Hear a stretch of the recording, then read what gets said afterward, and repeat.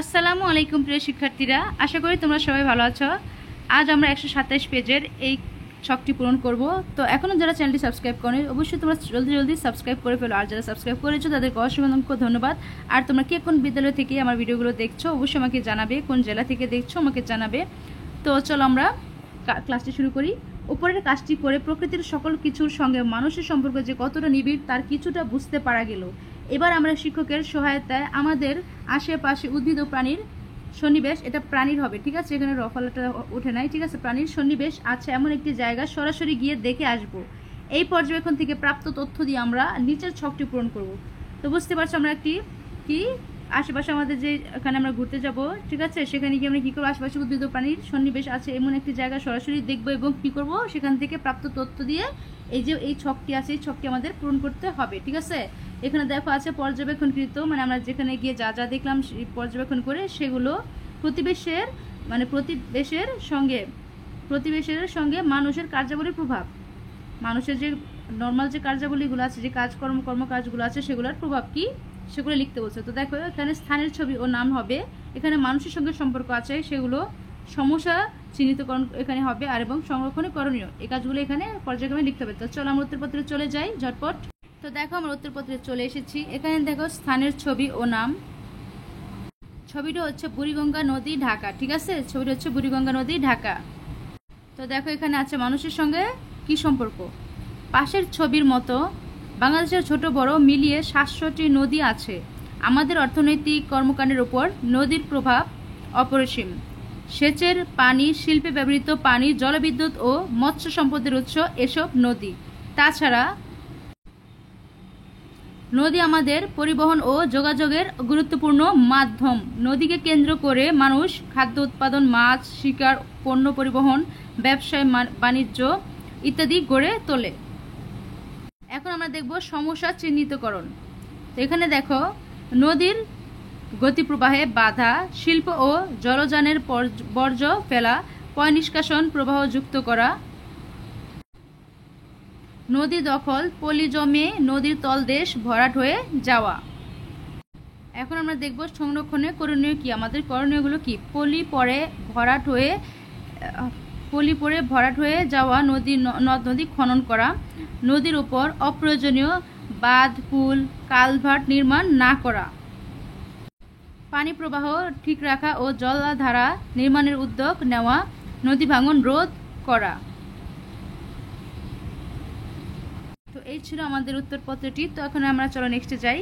তো আমরা আমাদের এই কাজটিও কমপ্লিট করে ফেললাম, 127 পেজের এই কাজটি কমপ্লিট করে ফেললাম। এখন দেখো এখানে কী বলা হয়েছে, পর্যবেক্ষণ শেষে আমরা আমাদের প্রাপ্ত ফলাফল আমাদের বন্ধুদের ও শিক্ষকের সঙ্গে বিনিময় করব।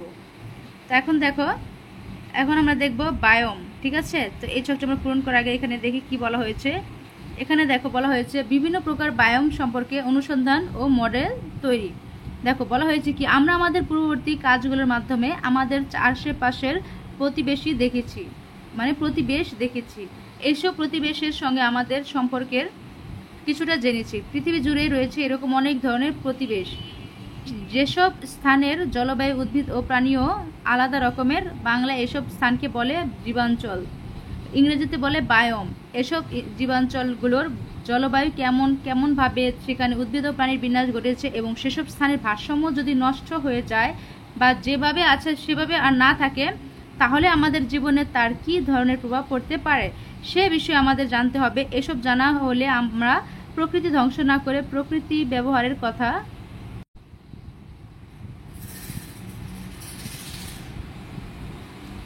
ভাবতে পারবো।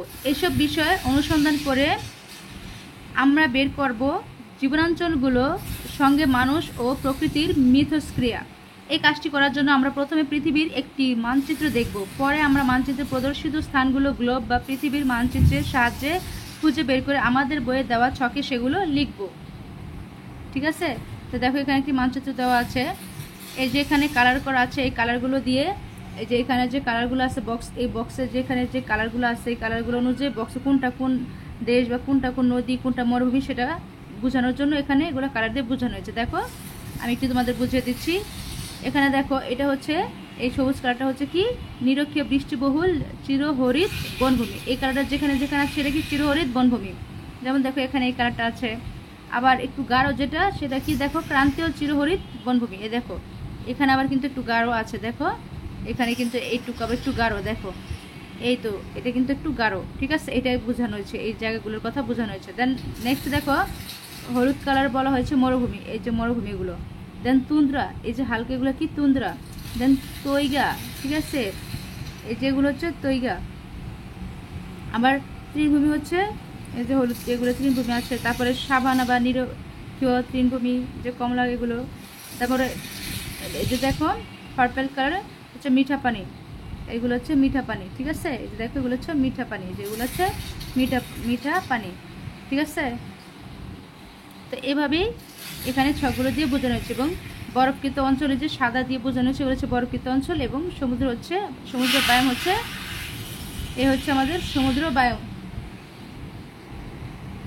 তো এখন দেখো আমাদের 129 পেজ একটি ছক আছে, এখানে বলা হয়েছে কি দেখো, মানচিত্রে প্রদর্শিত স্থানের নাম, পৃথিবীর মানচিত্রের অবস্থান। তো চলো আমরা উত্তরপত্রটি লিখে ফেলি। আর তোমরা এর মধ্যে চ্যানেল জলদি জলদি সাবস্ক্রাইব করে লাইক কমেন্ট করে ফেলো। তোমরা কমেন্ট বক্সে কি লিখবে, তোমরা কি এখন বিদ্যালয় থেকে আমার ভিডিওগুলো দেখছো সেটা লিখে ফেলো, কোন জেলা থেকে দেখছো লিখে ফেলো। তো থ্যাঙ্কস, চলো আমরা চলে যাই। তো দেখো আমরা উত্তরপত্রে চলে এসেছি। মানচিত্রে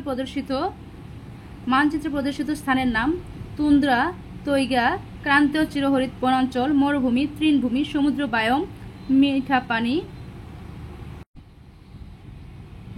নিরক্ষীয় তৃণভূমি, সাভানা, এটা হচ্ছে সাভানা, বৃষ্টিবহুল চিরহরিত বনভূমি। এখন আমরা দেখব পৃথিবীর মানচিত্রের অবস্থান। কানাডার প্রায় অর্ধেক অংশ এর অন্তর্গত। রাশিয়া, কানাডা, আমেরিকার যুক্তরাষ্ট্র ইত্যাদি। মধ্য ও দক্ষিণ আমেরিকা, পশ্চিম ও মধ্য আফ্রিকা, সাহারা মরুভূমি, অস্ট্রেলিয়া ও পশ্চিম এশিয়া। মানে এই যে এগুলো যেখানে যেখানে অবস্থান সেগুলো এখন আমরা দেখব। আর তৃণভূমি হচ্ছে পূর্ব আফ্রিকা, উত্তর আমেরিকা, অস্ট্রেলিয়া। সমুদ্র বায়ুম হচ্ছে প্রশান্ত আটলান্টিক, ভারত, অ্যান্টার্কটিকা মহাসাগর।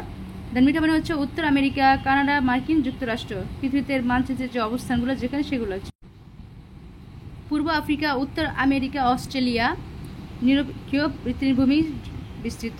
সাভানা হচ্ছে আফ্রিকা, অস্ট্রেলিয়া, থাইল্যান্ড, দক্ষিণ আমেরিকা এবং ভারতে।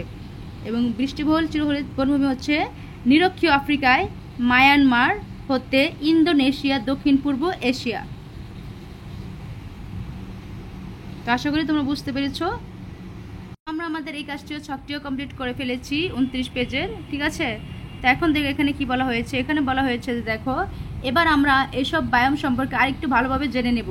যে কোনো বিষয় সম্পর্কে জানার গভীরে যেতে বিষয়টি নিয়ে অনুসন্ধান করতে হবে। সেজন্য আমরা দলে ভাগ হয়ে প্রতিটি দল একটি করে বায়াম নিয়ে অনুসন্ধান করব। এই অনুসন্ধান কাজটি আমরা বৈজ্ঞানিক অনুসন্ধান পদ্ধতির ধাপ মেনে করব। অনুসন্ধানের জন্য আমরা প্রথমে একটি প্রশ্নমালা তৈরি করব। প্রশ্নমালাটি আমরা নিচের মতো করে তৈরি করতে পারি, আবার এর সাহায্য নিয়ে অন্যরকমভাবেও করতে পারি। বায়াম নিয়ে অনুসন্ধান, দেখো বায়াম নিয়ে অনুসন্ধান। বায়ামটি কোথায় কোথায় আছে? 2, সেখানে কোন ধরনের জলবায়ু বিদ্যমান? 3, কি ধরনের উদ্ভিদ ও প্রাণীর সন্নিবেশ দেখা যায়? 4, উক্ত বায়ামটি পৃথিবীর জন্য কি সম্ভাবনা সৃষ্টি করেছে? 5, উক্ত বায়ামটির জলবায়ু ও অন্যান্য সমাবেশের পরিবর্তন হলে কি সমস্যা দেখা দিতে পারে? ঠিক অনুরূপভাবে আমাদের 6, 7, 8 এখানে আর 3টা প্রশ্ন আমাদের তৈরি করতে হবে। তো চলো আমরা তৈরি করে ফেলি। তো আমরা বায়াম নিয়ে অনুসন্ধান এখানে প্রশ্ন উত্তর চলে এসেছি। এখানে দেখো, এখানে আমরা প্রশ্নটি 6 নম্বর আমরা উত্তরটি দেখো। প্রশ্নটি দেখো, উক্ত বায়ামে জলবায়ু পরিবর্তনের ফলে উদ্ভূত সমস্যাগুলো মানে যে সৃষ্টি সমস্যাগুলোর সম্ভাব্য সমাধানগুলি কি হতে পারে? 7, উক্ত বায়ামের অন্তর্গত প্রাকৃতিক উপাদান ব্যবহারে আমাদের কি ভূমিকা পালন করতে হবে? 8, উক্ত বায়ামটির সাথে মানুষ ও প্রকৃতির মিথস্ক্রিয়া সংক্ষেপে লিখো। ঠিক আছে, মিথস্ক্রিয়া মানে যে এর সাথে যে মিল আছে সেই কার্যকলাপগুলো সংক্ষেপে লিখতে বলা হয়েছে। ঠিক আছে, তো আশা করি তোমরা বুঝতে পেরেছো। এখানে নেটওয়ার্কের সমস্যা, তাই একটু বোঝা যাচ্ছে না, ঝাপসা হচ্ছে। তো আশা করি তোমরা বুঝে নিবে। ঠিক আছে, তো দেখো আজ আমাদের এতটুকু পর্যন্তই, আমরা 129 পেজের এতটুকু পর্যন্ত কমপ্লিট করে ফেললাম। আমরা নেক্সট ক্লাসটি করবো এরপর থেকে। ঠিক আছে, তো তোমরা এখনও যারা চ্যানেলটি সাবস্ক্রাইব করো জলদি সাবস্ক্রাইব করে ফেলে, এবং প্লেলিস্ট থেকে পূর্ববর্তী ক্লাসগুলো যারা মিস করে ফেলেছো সেখান থেকে দেখে নিতে পারো। তো চলো আজ আমরা এই পর্যন্তই বিদায় নিয়ে, এখন বিদায় নেওয়ার পালা। আল্লাহ হাফিজ, সবাই ভালো থেকো।